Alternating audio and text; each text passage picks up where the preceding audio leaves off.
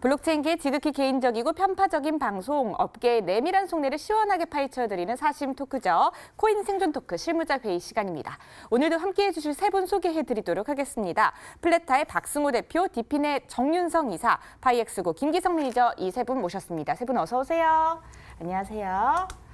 네, 한 주간 암호화폐 시장 그리고 블록체인 업계 역시나 뜨거웠는데요. 어떠한 안건들이 올라왔는지 궁금하시죠? 화면을 통해서 만나보겠습니다. 네, 미국과 이란의 갈등으로 글로벌 경제 변동성이 확대됐습니다. 이에 비트코인 가격이 상승해 한동안 화제가 됐습니다. 미국 증권거래위원회가 암호화폐 산업의 관리와 감독을 강화할 전망입니다. 암호화폐 기업뿐만 아니라 산업관리 종사자들도 중점 점검 대상에 포함됐습니다. 라인 거래소 비트박스가 리플을 상폐할 예정입니다.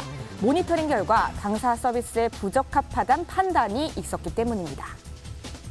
암호화폐 공식 플랫폼 쟁글에 따르면 클레이튼이 네트워크 신선도에서 이더리움보다 2.7배나 높았습니다. 네, 이번 주도 역시나 흥미로운 안건들이 공개됐는데요. 세 분께서는 어떤 이슈를 중점적으로 보셨는지 궁금합니다. 먼저 박승호 대표님께 질문 드릴게요. 어떤 이슈 가장 눈여겨보셨을까요? 네, 저는 우선은 리플이 상폐된 내용에 대해서는 재밌게 봤고요. 네.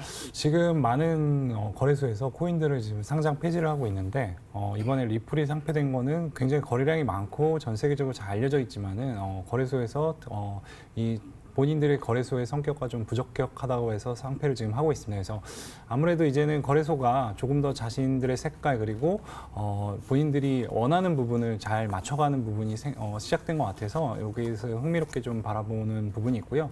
그리고 간만에 비트코인이 좀 상승하는 장을 보였습니다. 그래서 이란 간의 긴장감 고조에 따른 비트코인의 가격 상승도 지금 지켜봐야 될 부분이라고 생각이 들고요. 오늘 좀 상승 기류가 좀 꺾였는데 앞으로 이 비트코인이 상승할지 아니면은 하락을 할지 어떤 방향을 가질지도 얘기해 보면 재밌을 것 같습니다. 네, 세 번째 이슈였던 리플의 상폐 이슈 그리고 비트코인 가격 상승에 대해서 이야기 나누고 싶다고 해주셨고요. 이어서 정윤성 이사님께서는 그럼 어떤 이슈 중점적으로 보셨을까요? 네, 요즘 아무래도 이란과 이제 미국과의 어떤 갈등 그 이후에 코인 투자하신 분들 다들 느껴지셨을 거예요. 네. 그 비트코인이 과연 오를 것인가? 또 요즘 그렇다 할 이슈가 없기 때문에 상당히 어떤 이번에 갈등으로 사실은 오를 거다, 갈등이 더 악화되자, 그렇게 또 바라기도 좀 어렵지만 아무래도 안전자산으로서 자리매김할 것인지에 대한 여부가 이번에 움직이는 거 굉장히 좀 중요했었기 때문에 여기에 대한 부분 상당히 좀 중요하지 않나 싶고요. 두 번째로는 이제 카카오표 이제 블록체인인 이제 클레이튼이 이제 표현이 좀 재밌게 썼더라고요. 네트워크 이제 신선도라고 좀 얘기를 했는데 이것이 뭐냐면 최근 들어서 신규로 이 메인넷에 이제 지갑이 많이 생성이 됐냐라는 부분인데 어찌 보면 이제 어떤 메인넷 결국에는 이게 어떤 한 가지의 플랫폼인데 저희들도 여러 가지 플랫폼을 쓰지만 이용자가 없으면 사실은 그 플랫폼이 의미가 없다라고 좀 볼 수가 있죠. 그만큼 신규 유입에 대한 부분이 특히나 블록체인 쪽은 더욱더 중요하다고 볼 수가 있을 것 같은데 클레이튼이 이더리움의 2.7배 정도가 된다라고 좀 얘기가 나오고 있는데요. 클레이튼 같은 경우는 지난 24시간 동안의 활성 지갑 내 신규 지갑의 비중이 한 55.19%로 나타나서 이더리움의 활성 지갑 주소인 19.9%보다도 훨씬 더 높다라고 좀 봤고요. 우선은 최근 들어서 이제 대 활성화라든지 생태계 활성화 이 부분이 상당히 중요하고 결국에는 이용자가 많아야지 블록체인이나 암호화폐에 대한 어떤 니즈 이런 부분도 계속적으로 생길 수가 있기 때문에 이 네트워크의 신선도 앞으로도 계속적으로 어떤 메인넷의 평가 지표로 쓰이지 않을까라고 좀 볼 수 있을 것 같습니다. 네, 미국과 이란의 갈등 속에서 비트코인 가격 상승한 이슈 역시 꼽아주셨고요. 또 클레이튼에 관련된 이슈도 꼽아주셨네요. 그럼 마지막으로 김기성 매니저님께서는 어떤 이슈 중요하게 보셨나요? 저는 사실 박승호 대표랑 약간 좀 개를 같이 해요. 그러니까 이란과 미국 간의 어떤 갈등 그리고 이제 리플 상장 폐지인데 리플 상장 폐지에 대해서는 저희가 좀 이야기를 되게 많이 하셨다고 생각을 하거든요. 저도.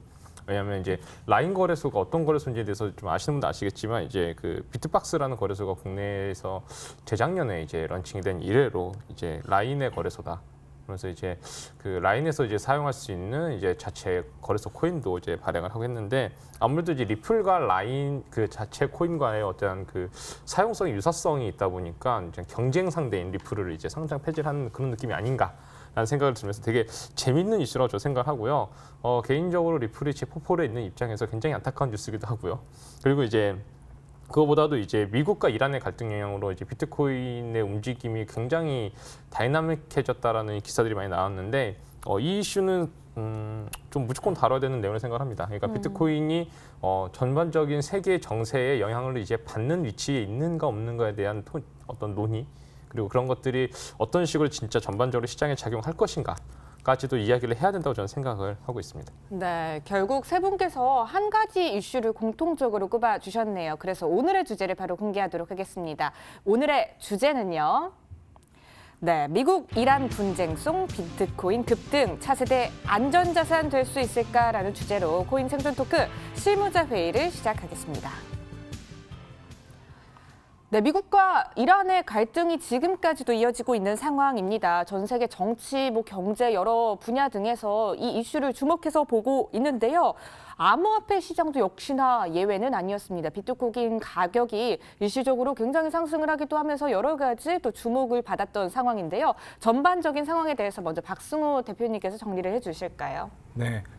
우선 지난 3일에 이란이 미국에 공습을 해서 이제 솔레이마니 사령관이란 사람이 이제 사망을 하면서 관계가 굉장히 악화됐어요. 그러면서 전반적으로 이 국제 정세뿐만 아니라 각종 금이라든지 이런 유가에도 영향을 미치면서 이 비트코인 가격에도 영향을 미쳤습니다. 그래서 6일 날에는 이제 금 같은 경우는 2.3% 정도 상승을 했고 유가 같은 경우는 3.8% 정도 상승했는데 이에 반해서 비트코인은 7.8%라는 좀 높은 상승 수치를 보이면서 비트코인이 이런 국제 정세에 상관관계를 갖고 있는 것인가 그리고 금과의 관계성이 있는 것인가라는 이제 관련 기사들도 많이 나오기 시작했고요.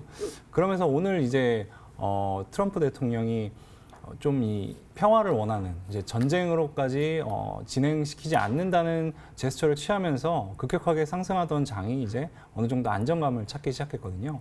그렇기 때문에 현재 이 이란과 미국과의 상황을 살펴보면은 국제 정세가 흔들리면서 비트코인이 올라갔고 국제 정세가 어느 정도는 봉합을 하려는 방향성을 진행하면서 비트코인이 어느 정도 안정화를 거치는 이런 좀 국제 정세 흐름하고 동일한 모습을 좀 보이고 있습니다. 네, 국제 정세와 비트코인 시세의 영향력에 대해서 상관관계에 대해서도 많은 이야기들이 있었던 것 같은데요. 그렇다면 비트코인 가격은 어떤 흐름들을 보였을까요, 김기성 매니저님? 일단은 저희 방송을 계속 보신 분들은 지난주 방송에서 어느 정도 조금 많은 수익을 내지 않으셨을까? 네. 네. 저희가 그 헤드라인 4개 중에 지난주 방송에서 이제 7,400달러 돌파 시 이제 비트코인의 어떤 상승 트렌드를 전망한다라는 헤드라인이 있었거든요. 그 트렌드를 보시고 7,400을 돌파했을 때 진입하신 분들은 일단 익절을 굉장히 축하드리고요, 먼저. 근데 일단 기본적으로 가격적인 측면에서 볼 때 비트코인 같은 경우는 6,800달러에서 7,400달러 선까지 올라가는데 약 하루가 걸렸고요. 7,400달러 선에서 8,400달러까지 올리는데 이틀이 걸렸습니다. 굉장히 급격한 상승을 이루어냈는데 사실 일주일 단위로 보자면은 거의 11%까지 상승을 했더라고요. 일주일 단위로 보면은. 네. 비트코인은 사실은 이란과 미국의 어떠한 그런 분쟁이 이전부터 약간의 상승의 모멘텀으로 가기 위한 움직임은 보여주고 있었어요. 전반적으로 차트적인 측면으로 볼 때 내 이평선의 이동이라든가 또는 지지 저항 라인을 만든다거나 이런 느낌이 있었는데 이번에 확실히 그거를 상향 돌파하면서 이제 8,000달러 이상으로 올라왔는데요. 이렇게 올라온 지점에서 현재 가격이 대략 한 7,800달러 정도입니다. 그러니까 이 정도의 가격선에서 이제 또 다시 한번 지지를 받을 것이냐 아니면 또 7,600달러 선까지 좀 내려간 다음에 지지를 받을 것이냐 이야기가 나오겠지만은 다만 이번에 가격 모멘텀으로 인하여서 비트코인은 이제 전반적으로 시장이 지난번 한 6,000달러 선에서 7,000달러 이상으로 올라가는 흐름으로 이제 만들어진 것이 아닌가 보고 있고요. 전반적으로 그 금과의 연관성에 대해서 계속 기사가 나오고 있긴 하지만 일봉 단위 기준으로 붙여보면 사실은 연관성이 되게 없어요. 네. 각각을. 근데 금의 주봉 단위와 비트코인의 일봉 단위의 그래프는 굉장히 일사성을 많이 보입니다. 그러므로 이제 안전자산으로서의 역할을 지금 하고 있는 것이 아닌가 된다라는 이야기를 좀 더욱더 지금 이렇게 강력하게 주장을 하게 되는 상황이 된 것 같습니다. 네, 시세에 대해서 전반적인 이야기들 해주셨는데요. 이제 중동발 위기감이 어쨌든 비트코인의 상승과 무관하지 않다 이런 이야기들이 또 많이 나오고 있습니다. 그 배경을 또 어떻게 분석을 해볼 수 있을까요, 정윤성 이사님? 네, 우선은 지금 트럼프 미국 정부가 지금 계속적으로 이제 자국 보호주의죠. 그런 슬로건을 들고 이제 당선이 됐었기 때문에 이제 어떤 미국의 유리한 어떤 입장을 계속 고수하는 그런 정책을 계속 피고 있고, 그러다 보니까 중국이라든지 이란 계속적으로 되고 있고, 사실은 이란 이번에도 그렇지만 얼마 전에도 이제 석유 시설에 드론 공격도 있었고요. 계속적으로 이런 부분이 나오면서 결국은 약간은 이제 어떤 국제 정세를 약간 불안정하게 하면서 어떤 트럼프의 정치적인 입지 이런 부분도 계속적으로 좀 공고히 하는 그런 부분도 계속적으로 좀 보여주고 있다라고 볼 수 있을 것 같고요. 그래서 최근에 이제 흐름들을 보면 이제 비트코인도 상승을 했었던 부분을 볼 수 있고, 또 최근 들어 보면 지금 안전자산에 대한 부분 보면 사실은 이제 금도 제가 봤었을 때는 안전자산일 이유는 없어요. 근데 왜 안전자산이냐? 항상 이제 어떤 글로벌 변동성 지수라고 이제 VI 지수라고 하는데, 그것이 굉장히 올라갔었을 때 전쟁 발발 위기라든지 어떤 전염병이 크게 돈다든지 이런 부분이 벌어졌을 때, 아니면 예전에 브렉시트가 벌어졌을 때, 아니면 리먼 브라더스 사태가 벌어졌을 때, 그럴 때 어떤 상황이 벌어지냐면 주가는 빠지고 그다음에 금 가격은 올라가고, 그러다 보니까 사실 금 가격이 안정자산이지, 금이 안전한가? 사실은 우리가 전쟁이 벌어졌어요. 금 몇 개 못 들고 다니는데 또 엄청 무겁거든요. 네. 근데 이게 왜 안전자산이냐? 계속 과거에도 그런 변동성이 커졌을 때 금가격이 올라갔기 때문에 우리들 머릿속에는 과거에도 이렇게 움직였기 때문에 앞으로 이렇게 된다. 결국엔 그 자산과 안전에 대한 상관성, 사실은 냉정하게 얘기했을 때 사실 좀 적을 수도 있거든요. 그런데 이것이 왜 안전자산이냐? 결국 위기에 가격이 계속 올라가는 부분은 되고 있기 때문에 어김없이 어떤 그런 자동 프로그래밍이라든지 아니면 매수세가 계속 붙는다라고 볼 수가 있고, 지금 비트코인 같은 경우도 이런 상황에서 계속 매수세가 붙기 때문에 같이 올라간다, 이렇게 좀 볼 수 있을 것 같습니다. 네, 비트코인이 차세대 안전자산이 될 수 있을지에 대해서 두 분의 의견도 들어본 것 같은데요. 그러면 박승호 대표님의 의견도 궁금해지네요. 안전자산이 될 수 있을 것이라고 보시나요? 저는 더 안전자산이 될 가능성이 높다고 보고 있고요. 이게 금하고는 똑같지는 않습니다. 금은 좀 더 민감하게 반응할 때들이 있는데, 미국의 금리가 오른다든지 하면은 금값은 많이 이제 상승이나 하락을 이제 반복하는 부분이 있는데, 비트코인이 이제 금리나 이런 거에 영향을 크게 받지는 않습니다. 하지만은 어느 정도 위험도, 어느 시그널이 크면은 비트코인까지 넘어오는 거죠. 그래서 비트코인까지 넘어올 수 있는 커다란 이벤트나 사건이 발생을 해야만 안전자산으로 인식이 되고 있지만은, 그 안전자산을 움직이는 정도의 파동이 필요하다고 생각이 들고요. 그리고 이제 방금 이사님 말씀해 주셨지만은, 금은 이제 갖고 다닐 수는 없어요. 근데 비트코인은 갖고 다니기가 굉장히 쉽거든요. 그리고 갖고 다니지 않아도 나중에 찾을 수 있는 방법이 금보다는 훨씬 유리하기 때문에, 아마 지금 금을 안전자산으로 바라보는 메인 주류보다 다음 세대들의 주류들이 좀 더 성장을 하거나 시간이 지나면은 금보다 비트코인이 더 안전자산으로 인정받을 수 있는 시대도 오지 않을까라고 생각이 듭니다. 네, 비트코인이 차세대 안전자산이 될 수 있을지에 대해서 또 세 분이 또 비슷한 의견을 갖고 계신 것 같다는 생각이 드는데요. 일각에서는요, 지금 비트코인 가격의 상승이 미국과 이란의 갈등의 영향은 아니다, 이런 이야기도 나오더라고요. 김기성 매니저님, 이 배경은 무엇일까요? 그러니까 비트코인의 어떠한 가격적인 상승 부분에 있어서, 그러니까 이게 뉴스를 선행으로 보냐 후행으로 보느냐의 차이점입니다. 기본적으로 차트를 이제 주로 보고 매매를 진행하시는 분들은 사실은 뉴스에 그렇게까지 민감하게 반응하시는 분들이 별로 없어요. 그러니까 자신이 기준으로 삼고 있는 어떤 차트의 위치에 따라서 상승과 하락을 판단을 하시는데, 보통 이제 이번 건 같은 경우도 사실은 비트코인의 상승 모멘텀의 시작은 어떤 이란과 미국의 분쟁 전에 약간 시작이 됐었거든요. 네. 이제 이런 것들의 예를 들면서 이제 무관하다는 얘기를 하는 것인데, 다만 이제 그러니까 모멘텀의 시작은 분명히 차트가 먼저 보였을지언정 그 모멘텀을 끌고 올린 것에는 분명히 이 미국과 이란 분쟁 속에 비트코인의 포지셔닝이 있었다고 생각을 합니다. 그러니까 안전자산의 포지셔닝에 대한 모멘텀이 작년 4월부터 이제 전 세계에 퍼지기 시작했어요. 안전자산이다, 비트코인이. 그 모멘텀이 지금까지 쭉 흘러오면서 이렇게 위기가 발발이 됐을 때 어떤 전쟁의 위기가 생겼을 때 비트코인이 진짜 금과 이 기존의 안전자산을 이겼던 금과 같이 움직여주는 모습을 보여주는 것이죠.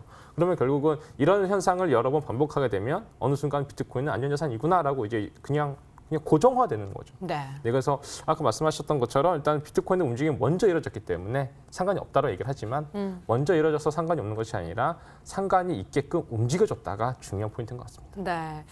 이제 어쨌든 앞으로의 상황을 더 지목을 해봐야 될 것 같다는 생각이 드는데요. 그러면 비트코인을 포함한 암호화폐들의 전반적인 전망은 또 어떻게 보시는지 정윤성 이사님의 의견이 궁금한데요. 네, 우선은 뭐 갑자기 이제 알트코인들까지 전망은 우선은 좀 뭐 여러 가지 흐름이 좀 있을 것 같고요.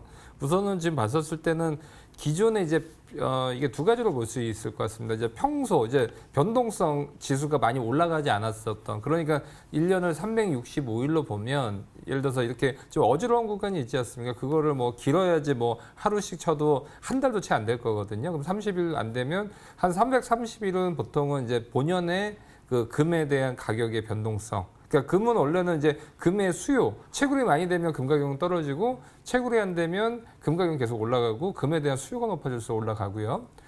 과거에는 어떤 일이 있었냐면 중국에서 워낙 금을 좋아하지 않습니까? 네. 금 좋아하면 금 가격이 올라가고 돼지고기 그 소고기인가요? 거기에 대한 수요가 갑자기 느니까 이제 하고 그 예전에 김수현하고 그 전지현 나왔던 드라마가 뭐죠? 뭐 네. 별 어쩌고 저쩌고 있었던 것 별에서, 같은데, 예. 네.